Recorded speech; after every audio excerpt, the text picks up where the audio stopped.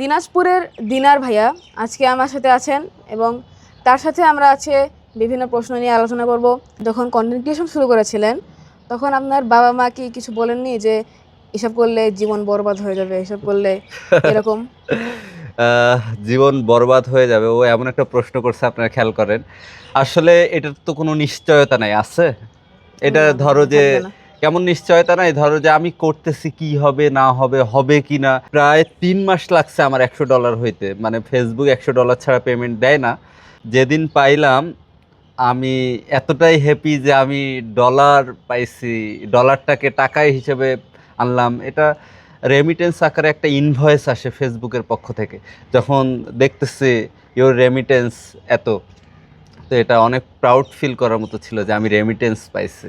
First যখন আপনি remittance পাইছিলেন, আপনি কি আপনার বাবা মাকে এই কথাটা বলছিলেন যে আব্বু বা আম্মু আমি এত টাকা পাইছি ফেসবুক থেকে, এটা আমার আয়, ফার্স্ট আয়? তখন বাবা মার হ্যাঁ, রিয়াকশনটা কেমন ছিল, বা তাদের তারা আপনাকে কি বলে, কিভাবে মানে আপনার সাথে কংগ্রেচুলেশন জানিয়েছিলেন? একটা কন্টেন্ট বানাইতে গেলে খরচ হয়, তো বাসা থেকে নিয়েই যেহেতু এটা করছি, তো তারা অনেক হ্যাপি হয়েছে যে আমি পড়াশোনার পাশাপাশি টাকা ইনকাম করতেছি, চেষ্টা করতেছি, কাজ করতেছি, আমাকে ফেসবুকে ইউটিউবে দেখা যাচ্ছে। এটা তাদের কাছে অনেক কিছু ছিল।